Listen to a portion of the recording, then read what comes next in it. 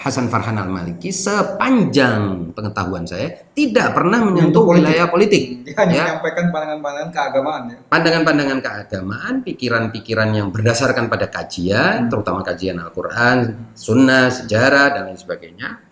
Yang itu tidak ada provokasi untuk membangun gerakan tertentu, juga tidak berwarna atau bernada politik, melainkan bernada pemikiran, argumentasi-argumentasi yang bersifat ilmiah sesuai dengan standar yang disepakati oleh para ahli di bidangnya.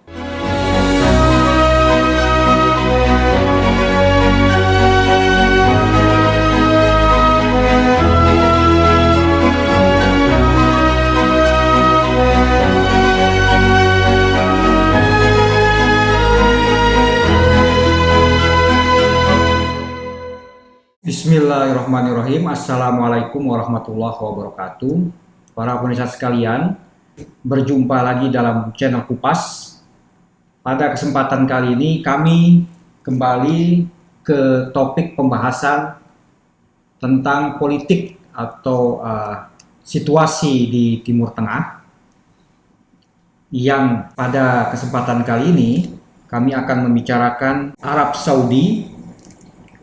Setelah beberapa hari yang lalu muncul cuitan-cuitan di Twitter tentang kampanye dukungan terhadap ulama Saudi, peneliti sekaligus sejarawan Islam di Saudi, yaitu Syekh Hasan Farhan Al-Maliki, yang tengah menjalani persidangan dan terancam akan dieksekusi mati oleh atau menerima vonis eksekusi mati oleh pengadilan khusus di Arab Saudi. Twitter atau kampanye ini menarik kita bahas dalam tema atau judul persekusi atau kriminalisasi ulama di Arab Saudi dan implikasinya terhadap politik atau mungkin juga perkembangan moderasi di Arab Saudi yang dijanjikan oleh penguasa de facto Arab Saudi Pangeran Muhammad bin Salman. Bersama kita telah hadir pembahas Ustadz Musa Kazim. Ustadz, seperti yang tadi telah saya sampaikan, ada kampanye online dukungan terhadap Syekh Hasan Farhan Al-Maliki yang tengah terancam hukuman mati dalam proses persidangan. Mungkin antum bisa kasih latar belakang siapa sebenarnya Hasan Farhan Al-Maliki ini dan juga Bani Al-Maliki, karena kita tahu termasuk mungkin saya dengar kabar secara umum bahwa Al-Maliki atau Bani Al-Maliki ini punya status sosial yang khusus di Hijaz atau Arab Saudi. Ya, terima kasih. Pertama, Syekh Hasan Farhan Al-Maliki ini seorang penulis, pemikir, ahli sejarah, juga ahli Al-Quran yang sangat terkenal dan memiliki websitenya sendiri, banyak sekali tulisannya, jadi karangan dan karyanya juga sudah sebagian diterjemahkan ke dalam bahasa Indonesia, yang memiliki kecenderungan katakanlah kritis dan reformis ya, kritis terhadap pemikiran arus besar yang biasanya diterima. Nanti kita akan bicarakan beberapa pikiran-pikiran yang beliau sering lontarkan terkait dengan secara keseluruhan terkait dengan pemikiran keagamaan. Dia adalah seorang yang berasal dari Bani Malik, yaitu sebuah kabilah besar yang umumnya populasi ini berada di daerah atau wilayah yang disebut dengan Jizan atau Jazan di perbatasan antara Arab Saudi dengan Yaman hari ini. Meskipun sebenarnya Jazan atau Jizan ini dulu berada di dalam kekuasaan Yaman era Imam Yahya atau era kekuasaan kaum Zaidi di Yaman Utara. Wilayah ini dulu dikuasai atau berada dalam wilayah Yaman, tapi kemudian pada 1930-an itu terjadi perebutan dengan kelompok Arab Saudi yang baru berdiri ya, Ketika itu dinasti Al Saud yang sekarang menguasai Hijaz ini memiliki tentara, katakanlah gerombolan bersenjata yang mengambil alih wilayah ini, dan terjadi pertempuran lama sekali. Pada tahun 1960-an ada semacam perjanjian di Taif yang belum tuntas perdamaiannya, tapi ada semacam gencatan senjata, perjanjian atau kesepakatan gencatan senjata antara Yaman ketika itu dengan Arab Saudi. Tapi kemudian di era pemerintahan Ali Abdullah Saleh tidak pernah lagi ada keributan di wilayah ini. Jadi Ali Abdullah Saleh tampaknya menyerahkan wilayah itu kepada Arab Saudi, dan di sana Arab Saudi membangun salah satu kilang Aramco terbesar. Karena wilayah ini juga wilayah kaya minyak, Jazan atau Jizan ini wilayah yang kaya minyak, dan ada perusahaan Aramco, ladang dan juga kilang-kilangnya, ladang minyaknya juga ada di sana banyak. Yang menarik juga geografi wilayah ini juga semi tropikal, gitu, semi tropis. Jadi ada Asia Tenggara lah ya. Ya, jadi mirip tapi tidak sepenuhnya seperti itu. Ada pegunungannya juga, ada bukit-bukit, dan menghasilkan juga buah-buahan tropis seperti mangga, kalau tidak salah ada semacam pepaya juga, dan sejenis makanan-makanan itu juga ada kayak buah-buah tropis lainnya. Nah, yang lebih penting, kabilah Banu Malik ini atau Bani Malik ini adalah kabilah yang sangat besar dan memiliki sejarah masa lalu yang cukup lama. Para ahli sejarah Arab menyebutnya bahwa mereka punya masa lalu hingga 8.000 tahun yang lalu. Dan di wilayah ini, di daerah Jizan atau Jazan inilah ada peninggalan-peninggalan, artifak-artifak peradaban Arab kuno yang yaitu tadi date back ya, artinya berumur sampai 8.000-an tahun yang lalu. Banu Malik juga dianggap sebagai kabilah asli Arab. Gitu. Karena sebetulnya orang sering salah paham Arab itu etnik atau bahasa. Nah, terjadi perdebatan sangat serius di kalangan para ahli. Karena Al-Quran menggunakan bahasa Arab, tetapi seringkali mencela orang Arab. Jadi Arab sebagai suku-suku itu biasanya disebutnya dengan Al-A'rab. Jadi dalam bentuk plural. Al-A'rab itu dibedakan dengan Arabi atau Arabiyah, bahasa Arab. Ini seringkali ada kesalahpahaman, mengira kalau Arab versus Ajam itu urusannya etnik, itu salah. Yang dimaksud Arab versus Ajam itu bahasa. Karena Ajam itu juga dalam bahasa Arab artinya orang yang tidak mampu mengungkapkan sesuatu secara jelas dan lugas. Jadi non-Arab yang dimaksud dengan Ajam atau terjemahan yang benar Ajam sebagai non-Arab itu bukan Arab sebagai etnik, tapi non-speaking, non-Arabic speaking, artinya orang-orang yang tidak mampu berbahasa Arab dengan fasih. Karena Al-Quran itu bahasa Arab yang fasih, dan Al-Quran menjelaskan itu, menggunakan juga istilah ajamiyun. Ajamkah bahasa Arab ini atau dia menggunakan bahasa Arab yang jelas? Di dalam Al-Quran ada pembahasan ini. Nah, ini sama saya tidak terkait dengan suku-suku. Tidak terkait dengan suku-suku Arab, ya. Nah, lalu siapakah suku-suku Arab? Para ahli menyatakan suku-suku Arab itu adalah mereka yang tinggal di Jazirah Arab, terutama di lembah-lembah yang berada di Badiah ya, Badiah, lembah-lembah yang dibedakan biasanya dengan suku-suku yang tinggal di wilayah perkotaan. Biasanya Bani Hashim atau suku Quraisy itu memang tetap mereka menggunakan bahasa Arab, tetapi mereka tinggal di perkotaan, sementara selebihnya Al-A'rab, yaitu suku-suku Arab lain, tinggalnya di wilayah-wilayah pedesaan atau lembah-lembah atau orang-orang non-kota. Yang umumnya mereka itu nomaden, tidak punya tempat tinggal dan khusus. Belum tentu bisa bicara fasih dalam bahasa Arab. Belum tentu bicara fasih dalam bahasa Arab. Oleh sebab itu Rasulullah SAW ketika menyebut dirinya Arabi itu atau Arab itu bukan merujuk pada suku.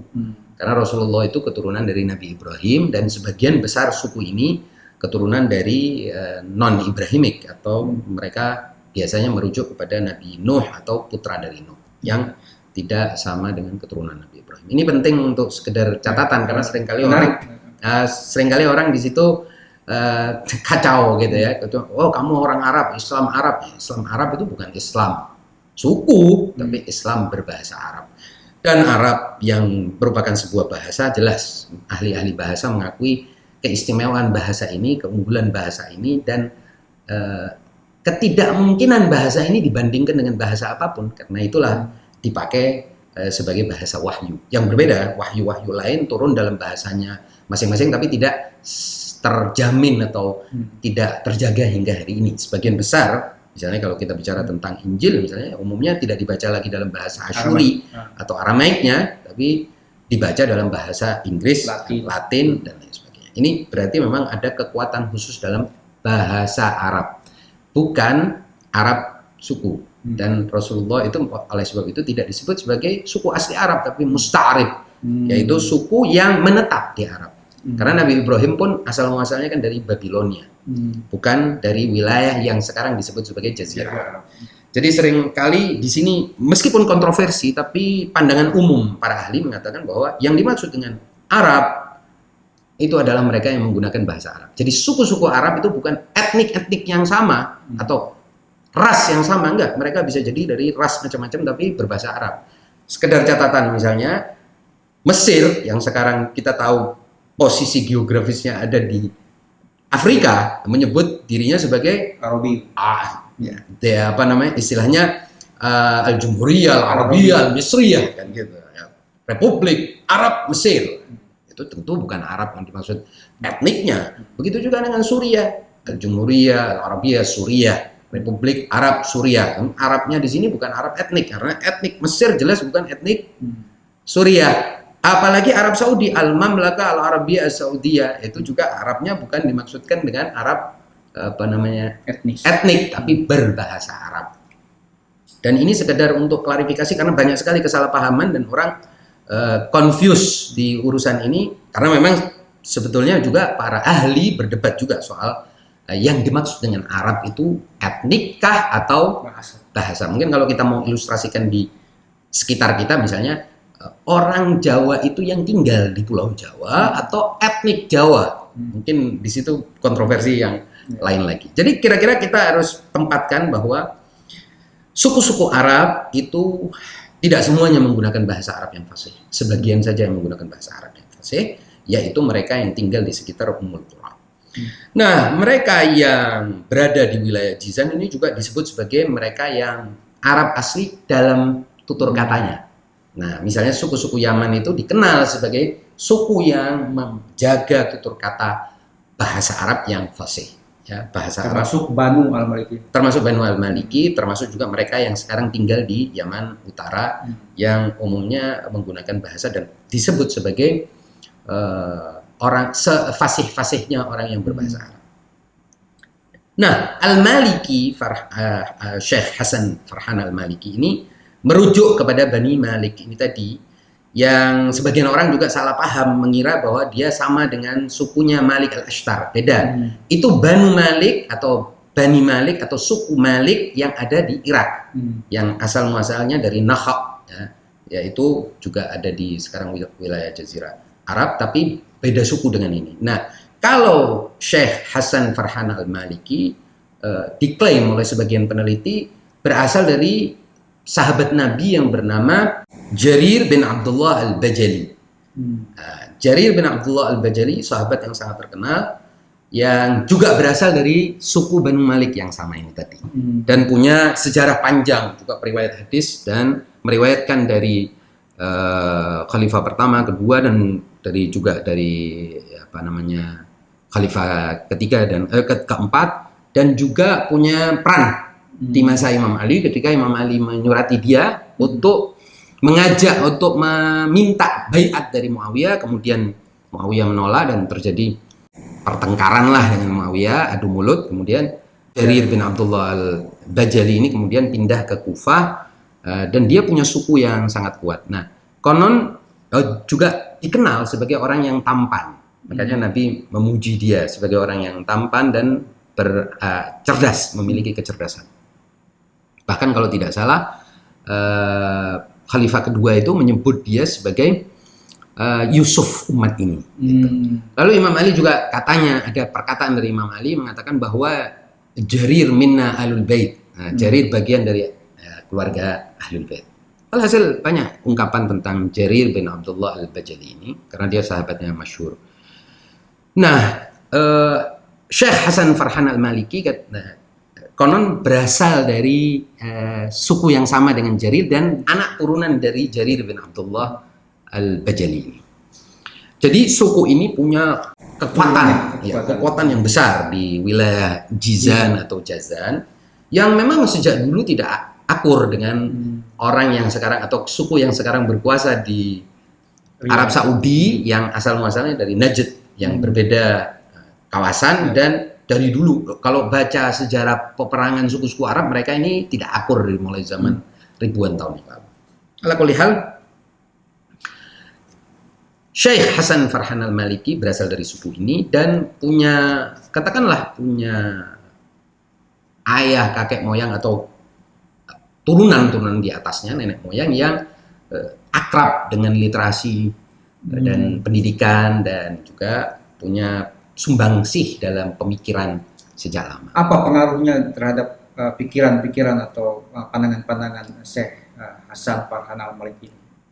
Atau apa pandangan-pandangan Syekh Hasan? Jadi pandangan Syekh Hasan Farhan al-Maliki ini umumnya bisa disebut sebagai pandangan-pandangan reformis, ya, pandangan-pandangan yang ingin melakukan dekonstruksi terhadap kesepakatan umum yang berlaku. Nah, sebelumnya perlu saya tekankan bahwa dulu Syekh Hasan Farhan al-Maliki adalah seorang juru dakwah Wahabi yang mengadopsi pikiran-pikiran Salafi garis keras, terutama dalam soal-soal bid'ah, khurafat, kemusyrikan, dan pikiran tentang pengkafiran dan lain sebagainya. Agak takfiri lah. Dan dia berkarir dalam dunia pendidikan di Arab Saudi cukup panjang karirnya, yang kalau kita mau sedikit misalnya ini sekedar latar belakang dia sekolah sampai mendapatkan master itu di Jami'ah Al-Imam Muhammad bin Saud, ya, Universitas Muhammad bin Saud. Kemudian juga banyak belajar dari para ulama Salafi yang garis keras di Riyadh. Kemudian dia juga pernah berkantor atau menjabat di Kementerian Al-Ma'arif di Riyadh. Kemudian juga pejabat negara atau PNS lah ya, mungkin pegawai negeri sipil. Kemudian juga pernah kerja di TV Arab Saudi. Juga pernah menjabat sebagai redaktur pelaksana majalah Asy-Syarq yang terkenal di Arab Saudi. Kemudian juga pernah menjabat sebagai guru di sebuah sekolah di Riyadh.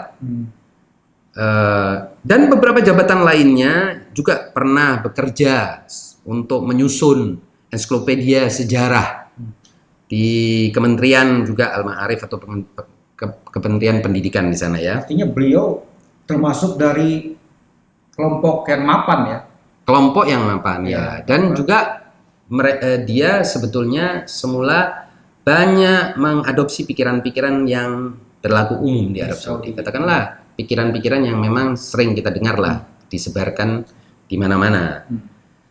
Tapi kemudian belakangan dia mulai memperkenalkan pikiran-pikiran barunya dan mengklaim dirinya sebagai orang yang tidak lagi Salafi, tidak mengikuti madhab tertentu, tapi Qur'ani, gitu. Menyodorkan semua argumentasinya berbasis pada apa yang dia pelajari dari Al-Quran, dan argumentasinya cukup komprehensif lah dalam berbagai hal, dan juga barangkali bertentangan dengan pikiran umum orang. Tapi menariknya dia selalu merujuk kepada ayat-ayat Al-Quran. Nah, mulai dia mengintrodusir pikiran-pikiran itu sejak awal tahun 2000-an ketika pada saat itu terjadi berbagai polemik di dunia Islam, khususnya kita tahu perkembangan Al-Qaeda dan lain sebagainya, dan Al-Qaeda mulai menyusun cara berpikir tertentu, menyebarkan ideologi tertentu, dan Wahabi ini mulai gencar menyebarkan pikiran-pikirannya, takfirinya dan lain sebagainya. Dia justru menolak itu dan keluar dari barisan umum dan melontarkan kritik tajam terhadap arus utama pemikiran Islam di Arab Saudi itu. Contohnya mungkin pemikiran-pemikiran beliau yang cukup reformis tadi dan mungkin berubah dari pandangan-pandangan beliau sebelumnya.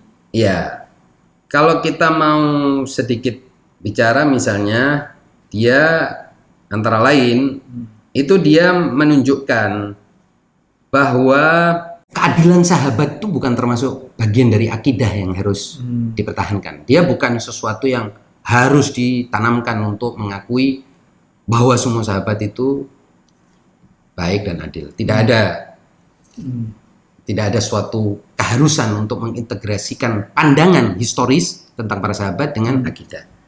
Kemudian juga dia secara khusus mengkritik posisi atau sikap Muawiyah bin Abi Sufyan dalam pandangan-pandangannya dan mengkritik Bani Umayyah sebagai salah satu peletak dasar budaya kekerasan dalam umat ini. Dan dia mengatakan bukan Khawarij sebetulnya yang meletakkan budaya kekerasan, menggunakan kekerasan, membudayakan kekerasan dalam hal-hal yang bersifat agama, tapi justru menurut dia Bani Umayyah lah yang meletakkan dasar-dasar teologis bolehnya penggunaan kekerasan yang berlebihan terhadap lawan-lawan politik dan mereka yang berpandangan keagamaan yang berbeda. Jadi dia menganggap bahwa Bani Umayyah mengukuhkan budaya kekerasan dalam Islam, dalam sejarah Islam. Ya, menarik juga kritiknya ini, dia sangat vokal terhadap Bani Umayyah atau dinasti Umayyah. Misalkan dia, kalau saya kutip di Tirto ini, dia menulis yang dalam bahasa Indonesia judul bukunya adalah Apakah Muawiyah Mati Secara Islam? Muawiyah Fir'aun umat ini, jika engkau melihat Muawiyah dalam forumku maka aku akan membunuhnya. Wah, ini sangat keras sekali ya kritiknya terhadap pendiri Bani Umayyah, Muawiyah bin Abi Sufyan ini. Memang, dan dia menganggap bahwa Muawiyah itu membangun pemikiran keagamaan dengan memperkosa teks-teks tertentu untuk melegalkan kekerasan, kekejaman, persekusi yang dia lakukan terhadap lawan-lawan politik dan juga lawan-lawan dalam pemikiran keagamaan yang lain. Jadi termasuk orang yang menginisiasi ini dalam agama, dalam Islam lah setidaknya, dalam sejarah Islam. Dan kritik ini cukup fundamental karena ini mengubah pandangan yang diterima umum di kalangan Salafi bahwa sebetulnya yang punya budaya kekerasan itu Khawarij. Menurut dia tidak. Khawarij itu sebetulnya golongan kecil dan bukan sesuatu yang mengubah atau sesuatu yang menjadi arus utama dalam sejarah Islam, dalam khazanah Islam. Bukan, tidak ada Khawarij itu cuman splinter ya istilahnya, cuman kelompok sempalan yang kecil, tidak pernah punya posisi berkuasa atau tidak mungkin berkuasa dan tidak pernah menjadi mainstream. Ini pandangan Hasan Farhan Al-Maliki yang tentunya dia sebagai seorang ahli sejarah dia utarakan argumen-argumennya. Ini untuk clear posisinya supaya clear, karena ada tuduhan-tuduhan juga yang beredar di Twitter bahwa dia Syiah.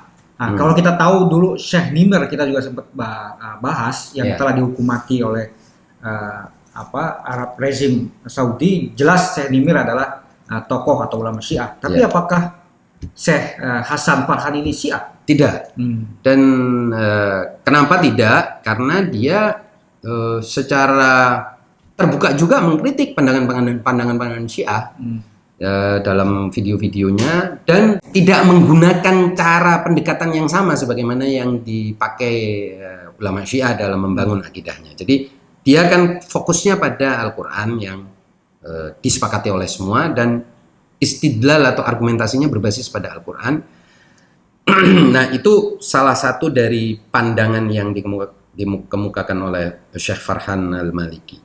Lalu Dia juga punya pandangan bahwa masuk atau tidaknya orang ke surga itu nanti bukan berdasarkan keimanan, tapi berdasarkan pada perbuatan. Itu juga suatu hal yang menarik, karena dia bilang boleh jadi ada orang non-muslim, tetapi dia memiliki syarat-syarat amal yang baik untuk masuk surga. Di antara pikiran dia, karena menurut dia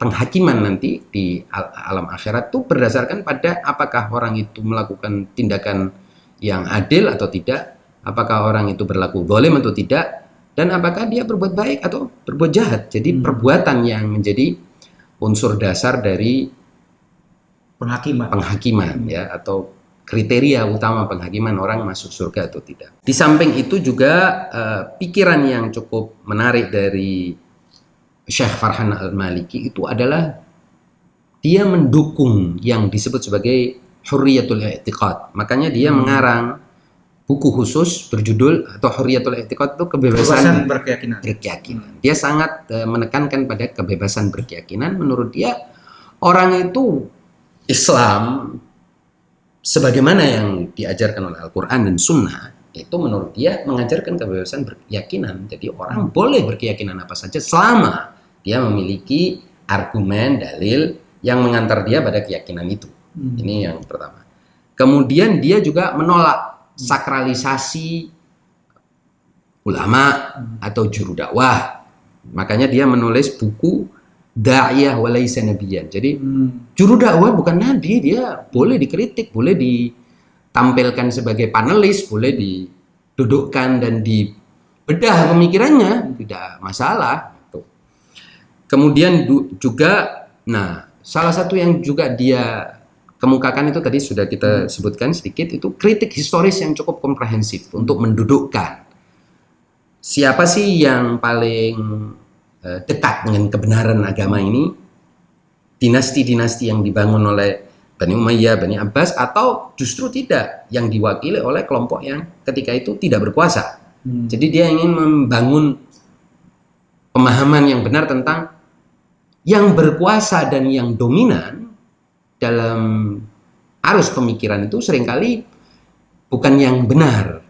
Itu karena mereka punya kekuasaan, punya modal untuk menyebarkan, mensistematikakan, menjadikannya sebagai kurikulum, silabus pendidikan agama dan sebagainya. Itu maka menjadi konstruksi sejarah. Jadi studi kritis sejarah, bahkan dia menyebutnya studi kritis sejarah untuk menyelamatkan sejarah Islam. Jadi bagaimana sejarah Islam itu harus didudukkan sebagai adanya pertarungan antara penguasa dan mereka yang memegang kebenaran. Beda, penguasa punya sejarah sendiri. Itu salah satu karya dia. Kemudian juga dia termasuk, tadi sudah saya sebutkan, termasuk tidak mentabukan penyelidikan sejarah terhadap apa yang terjadi di zaman sahabat. Jadi adanya konflik para sahabat dan sebagainya, dia tidak anggap itu sebagai tabu. Makanya dia punya buku menarik judulnya Husnul Ijabah fi Aqidatil Imsaki Amma Jara Bainus Sahabah. Artinya jawaban lengkap tentang tidak masalahnya membahas apa yang terjadi di antara para sahabat. Kemudian dia juga banyak menelurkan kritik terhadap para perawi hadis. Dia menganggap sebagian perawi hadis ini ya titipan. Kita tahu lah itu ada industri pemalsuan hadis yang terjadi, dan dia termasuk orang yang mengukuhkan ini. Sebenarnya kalau kita lihat pikiran-pikiran dari Syekh Hasan Farhan Al-Maliki ini juga dianut oleh sebagian reformis di kalangan ahlu sunnah juga. Seperti kalau kita baca misalnya buku-bukunya Muhammad Al-Ghazali, Mahmud Abu Rayyah dari Mesir. Muhammad Al-Ghazali juga dari Mesir. Muhammad Al-Ghazali bukan yang zaman dulu, tapi yang baru, yang terakhir ini. Juga Abu Zahra dan sejumlah pemikir kritis lain yang juga mengungkapkan hal-hal yang dia ungkapkan, tapi bedanya dia mengungkapkan semua ini dari kandang kaum Salafi, Takfiri, Wahabi. Nah, yang menarik misalnya dia menyebut Muawiyah itu Fir'aun umat ini. Nah, itu juga sesuatu yang cukup keras. Dan juga buku dia tulis khusus untuk menjawab pandangan Ibnu Taimiyah tentang Islamnya Muawiyah. Ini juga dia sampaikan. Bahkan dia menurut dia Muawiyah tidak mati dalam keadaan Islam, sampai dia tulis makalah khusus Hal mata Muawiyah ala dinil Islam. Dan berbagai hal lain yang seperti itu, yang intinya seperti saya bilang tadi, semuanya itu untuk mendekonstruksi, ya, mengkritik pemikiran-pemikiran yang sudah dianggap baku di kalangan tertentu. Nah, kita sekarang masuk ke kasusnya, kasus hukum beliau. Karena kita juga harus memastikan atau istilahnya memilah kriminalisasi ulama ini, karena ada juga memang ulama-ulama yang menempuh cara-cara kriminal. Apakah Syekh Farhan Al-Maliki ini dipersekusi atau dikriminalisasi murni karena pikirannya, atau memang ada tindakan-tindakan beliau atau aksi-aksi beliau yang mengarah pada kriminalitas, ya? Pertama, saya ingin membedakan 3 tokoh, tiga-tiganya dari Arab Saudi, yang punya jalan berpikir yang berbeda-beda. Pertama, Salman Al-Auda, yang tadi kita sudah sebut, atau belum ya? Belum. Tadi kita belum sebutkan. Salman Al-Auda kita tahu adalah seorang ulama atau juru dakwah, dai, Wahabi, Salafi, ya, relatif takfiri, pendukung Al-Qaeda, yang belakangan sudah dijatuhi vonis hukuman mati oleh Arab Saudi juga. Tapi Salman Al-Auda ini bukan orang yang sama dengan Syekh Hasan Farhan Al-Maliki, karena dia bukan hanya berbicara di mimbar, menulis di website, berbicara di YouTube, bukan. Dia bergerak di lapangan, bangun jaringan, bangun aliansi, sampai kalau tidak salah beberapa waktu yang lalu itu terlibat masalah di Filipina misalnya, dan membangun juga jaringan di Indonesia, di mana-mana. Salman Al-Auda juru dakwah sekaligus aktivis yang bergerak di lapangan untuk membangun atau merealisasikan apa yang menurut dia, pikiran-pikiran dia itu tentang sesuatu. Belakangan tahun 2018 dia ditangkap oleh Arab Saudi juga karena apa? Karena dia mengingkari atau mengecam perilaku Arab Saudi yang mengisolasi Qatar misalnya. Jadi karena pandangan politiknya dia dikriminalisasi dan kemudian ditahan dan kemudian terakhir dijatuhi hukuman mati. Dan juga bukti-bukti apa yang telah dia lakukan dalam kerangka mendukung Al-Qaeda atau kelompok teror pada umumnya. Sebenarnya ini pun patut kita kecam karena itu sebetulnya juga kan terbatas pada tingkat tertentu, ya. Maksudnya perbuatan-perbuatan dia kan masih di tahap mungkin melobi sana, mengkonsolidasi sini dan sebagainya. Tapi tetap ini masih ada bukti lah, ada dalil perbuatannya, ada aksi yang dilakukan dalam konteks menggalang sesuatu, mengonsolidasi sesuatu. Ini yang dilakukan oleh Salman Al-Auda dan dijatuhi hukuman mati. Lalu ada Syekh Nimr, Bakir Nimr, yang kita pernah bicarakan. Juga dihukum mati. Kalau itu sudah dihukum mati. Kalau ini tadi masih baru divonis, masih ngantri lah. Masih ngantri, tapi sudah ada vonis hukuman mati terhadap Salman Al-Auda. Syekh Nimr juga melontarkan pandangan politik, tapi tidak menggerakkan siapa-siapa. Tidak keluar negeri melakukan lobby sana, konsolidasi sini seperti Salman Al-Auda, datang ke Indonesia, datang ke Filipina, datang ke mana-mana untuk menggalang kekuatan tertentu melawan atau membangun kekuatan tertentu untuk merealisasikan cita-cita atau pikiran-pikirannya. Syekh Nimr tidak melontarkan pandangan-pandangan kritik oposisi di dalam negeri, tidak kemana-mana, nggak membangun jaringan dengan siapapun, tidak beraliansi dengan siapapun, bukan sebuah ancaman, cuman pikiran-pikiran semata-mata. Juga tidak menggerakkan orang dalam pengertian memprovokasi massa, demo, dan lain sebagainya. Dan dalam konteks asal, beliau juga berasal dari komunitas yang termarginalkan di Arab Saudi. Berbeda dengan Salman Al-Auda yang mainstream, ya. Mainstream. Dan juga Syekh Nimr itu kan melontarkan sesuatu yang memang faktual. Misalnya dia bicara tentang ketertindasan minoritas Syiah di Arab Saudi. Hak-hak warga negara. Hilangnya hak-hak warga negara, dan juga bagaimana Arab Saudi itu mengambil kekayaan luar biasa dari wilayah yang katakan populasinya berpenduduk minoritas Syiah, tapi tidak ada satu pun kebaikan balas jasa yang mereka diberikan kepada daerah itu. Intinya Syekh Nimr memberikan pandangan-pandangan politik yang bersifat oposisi terhadap atau oposisional terhadap kerajaan Arab Saudi. dan langsung dihukum mati. Bahkan hukuman matinya dimulai dengan cara yang sangat brutal, ya ditabrak dulu mobilnya, ditarik, penangkapannya juga brutal, ada darah-darah terlibat, dan hukuman matinya itu cepat, nggak pakai ngantri-ngantri terlalu jauh.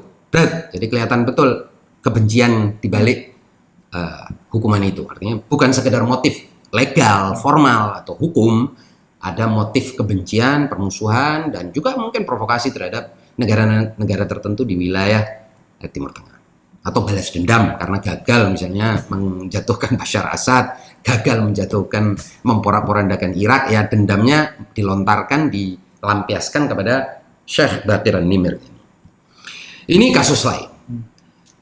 Kasus ketiga yang dialami oleh Syekh Hasan Farhan Al-Maliki yang berbeda sama sekali, karena Syekh Hasan Farhan Al-Maliki sepanjang pengetahuan saya tidak pernah menyentuh wilayah politik. Dia hanya menyampaikan pandangan-pandangan keagamaan. Ya? Pandangan-pandangan keagamaan, pikiran-pikiran yang berdasarkan pada kajian, terutama kajian Al-Quran, Sunnah, sejarah, dan lain sebagainya.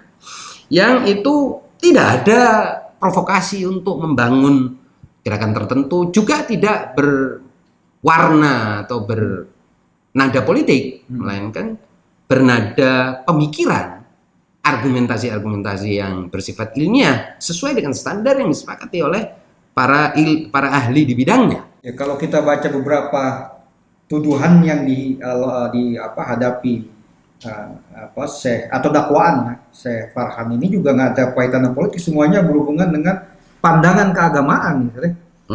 Kalau kita baca di sini, tidak percaya kepada validitas beberapa hadis, mengkritik perbuatan-perbuatan para sahabat Nabi dan sebagainya.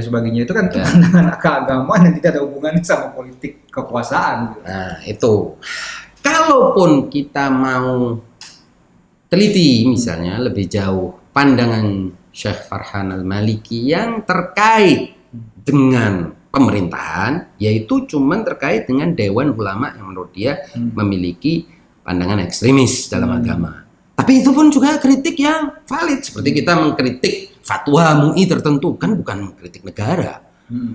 Nah, persekusi terhadap Syekh Farhan Al-Maliki ini tampaknya mengingatkan kita pada kepanikan Muhammad bin Salman atau MBS terhadap kekuasaan yang dia pegang ini. Kepanikan yang terjadi juga bagaimana sikap dia terhadap orang oposisi lunak yang dilakukan oleh Jamal Khashoggi yang beberapa waktu yang lalu, atau Jamal Khashoggi yang beberapa waktu lalu kita tahu telah dilenyapkan dan bisa dia tutup semua jalur hukum untuk melakukan investigasi, bahkan orang yang melakukan investigasi atau tim yang membunuh pun dihilangkan satu persatu, jejaknya hilang dan lain sebagainya. Ini menurut saya menunjukkan kepanikan sang MBS atau bin Salman terhadap posisi politik dia. Terlepas dari soal kepanikan terkait kekuasaannya, bagaimana dengan janji moderasi? Kita tahu bin Salman kan mengumbar soal visi Arab Saudi kalau tidak salah 2030. Dia mengeluarkan sejumlah kebijakan yang dipuja-puji oleh kalangan liberal di barat, seperti membolehkan wanita menonton sepak bola, membolehkan wanita menyetir, bahkan kalau tidak salah, saya mungkin koreksi, bioskop mau dibuat di Arab Saudi. Itu ada semacam harapan atau titik terang di ujung terowongan gelap Arab Saudi ini, yang menurut ini harapan nih MBS ini. Tapi ternyata harapan itu tersandung oleh kasus-kasus seperti ini, kasus Syekh Nimr, kasus Syekh Farhan Al-Maliki, Jamal Khashoggi juga perlu. Ya, saya kira itu membuktikan kebenaran atau validitas yang diungkapkan oleh banyak pengamat Timur Tengah. Yang saya rasa semula bukan orang yang pengamat-pengamat ini bukan pembenci Arab Saudi secara keseluruhan atau apalagi mungkin pembenci Muhammad bin Salman, tidak, tapi mereka bukan dari katakanlah yang disebut sebagai poros perlawanan yang memang beda poros dengan MBS, tapi mereka yang semula relatif dekat dengan Arab Saudi, yang menganggap Muhammad bin Salman ini memiliki kepribadian ganda. Kepribadian ganda yang menyebabkan dia bisa ngomong sesuatu dan melakukan hal yang bertentangan dengan apa yang dia omongkan. Dan itu terbukti beberapa kali dia berusaha untuk atau menyatakan akan memoderasi Islam di Arab Saudi, tapi kita lihat justru cara dia membantai dan menghabisi lawan-lawan Politik, dia, lawan-lawan politik ulama-ulama yang dan kritis. ulama-ulama yang katakanlah seperti Syekh Farhan Al-Maliki ini kan tidak secara langsung mengkritik Muhammad bin Salman atau kekuasaan MBS, tapi dia kan mengkritik, dan dia bukan baru. Artinya Syekh Farhan Al-Maliki menulis sekian banyak karya atau menyatakan pandangan-pandangannya jauh sebelum MBS menjadi putra mahkota. Artinya dia konsisten dari tahun 2000 seperti yang saya tadi bilang. Mengapa harus dihukum dan dipersekusi dan lalu dikriminalisasi dan kini dihadapkan pada kemungkinan yang sangat kuat untuk dihukum mati? Itu kan bertentangan. Begitu juga apa yang dilakukan oleh MBS terhadap Jamal Khashoggi atau Khashoggi yang tidak punya basis, atau tidak sejalan dengan apa yang dia sampaikan. Nah ini makanya saya bilang tidak sedikit sekarang pengamat yang beranggapan bahwa MBS ini punya split personality, punya kepribadian ganda. Yang dia omongkan itu bukan yang dia niatkan, dan yang dia niatkan itulah yang dia jalankan. Yang tersembunyi itulah yang dia jalankan. Dan orang ini mampu terlihat seperti ngomong baik, ngomong benar dan sebagainya, tapi sesungguhnya yang dia rencanakan, yang dia lakukan itu justru berbalik atau bertolak belakang dengan apa yang dia omongkan. Kasus Syekh Farhan Al-Maliki ini makin mengkontraskan itu, karena tidak ada upaya dari dia. Kan ini semua yang mempersekusi Syekh Farhan Al-Maliki ini kelompok garis keras yang punya pandangan keagamaan yang takfiri. Ini berjalan terus. Saya dengar tadi kan ada tweet storm ya, atau bombardir Twitter, kampanye dukungan lewat Twitter tanggal 27 Februari, karena pada tanggal itu akan ada persidangan lanjutan atau sidang lanjutan dari kasus dia. Saya kira kalau kasus ini berlanjut terus dan akhirnya nanti akan ada vonis pada tanggal 6 Maret ya, kalau tidak salah, itu artinya apa ya? MBS ini setuju belaka dengan ini dalam rangka mungkin mengakomodir kelompok garis keras ini lagi gitu, mengadopsi pandangan-pandangan garis keras yang melarang ini, melarang itu. Orang punya pandangan keagamaan yang berbeda kok dilarang, apa alasannya? Itu saya kira. Ya, implikasi politik dan bisnisnya, karena saya lihat awal-awal waktu munculnya pemberitaan kasus Jamal Khashoggi itu beberapa CEO dunia menolak datang ke dalam sebuah acara bisnis di Arab Saudi yang terkait dengan visi Arab Saudi 2030. Juga beberapa pemimpin dunia ada yang secara langsung mengecam MBS, seperti Macron sempat terekam mengkritik langsung MBS soal Jamal Khashoggi, dan juga ada beberapa yang seperti menolak bertemu dengan MBS. Tapi itu awal-awal, belakangan juga akhirnya tidak terlalu tampak resistensi pemimpin Barat terhadap Saudi. Nah sekarang bagaimana? Apakah hal yang sama akan terjadi atau justru akan makin menguat bahwa Arab Saudi ini ya bisnis as usual, nggak ada ke arah moderasi, itu cuma semboyan atau ambisi umbar-umbaran segala semacam itulah. Nah, saya percaya Pak Irman, perubahan itu dilakukan oleh rakyat suatu negara itu sendiri. Omongan pemimpin-pemimpin dunia ini ya omong kosong. Cuman kalau katanya orang Jawa abab. Jadi cuman udara yang keluar dari mulut, nggak ada pengaruhnya. Mereka senang sama Muhammad bin Salman kalau waktunya jatuh ya jatuh. Kalau rakyatnya di dalam negeri itu marah dan mengambil atau mencabut mandatnya.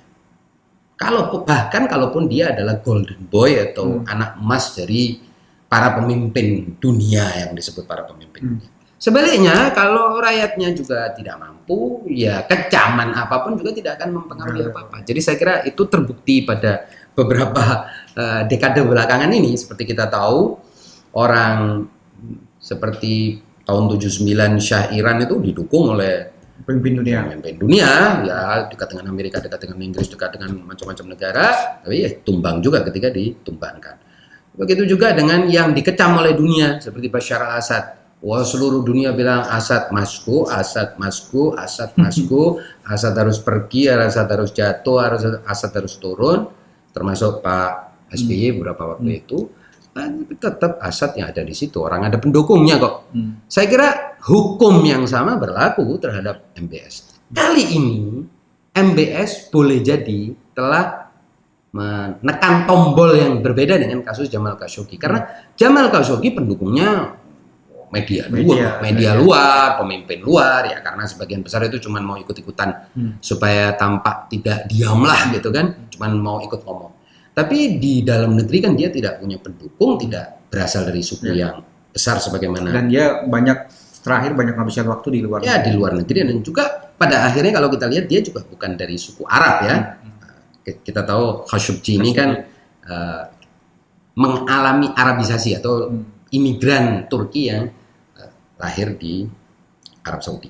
Tapi beda kasusnya dengan Syekh Farhan al-Maliki, karena kita tadi sudah sampaikan bahwa dia berasal dari suku yang besar sekali, dan suku ini berada di wilayah perbatasan yang sekarang ini wilayah perbatasan itu dengan mudah seringkali dikuasai oleh pasukan Yaman Utara. Bahkan beberapa kali menghadapi serangan dari Yaman Utara. Iya, dan seringkali jatuh ke tangan kelompok Houthi atau yang sekarang ini menguasai pemerintahan Yaman Utara. Itu menunjukkan bahwa ini posisi bisa punya implikasi internal yang lebih serius daripada bual-bualannya para pemimpin dunia. Memang nggak ada pengaruhnya. Kadang-kadang pemimpin dunia itu kan di negerinya sendiri nggak ada pengaruh, apalagi di luar negeri. Jadi kita tidak ambil posisi itu. Dampak sosial politiknya terhadap hukuman mati ini kalau memang divonis, saya kira akan lebih besar, terutama di Jizyan tadi. Apalagi kalau kita lihat rekam jejak kasus yang dilontarkan pemerintah atau otoritas yudikatif Arab Saudi beberapa kali itu kemudian tidak berhasil. Artinya Syekh Hasan Farhan itu kemudian lolos beberapa kali. Saya ingat beberapa kali begitu.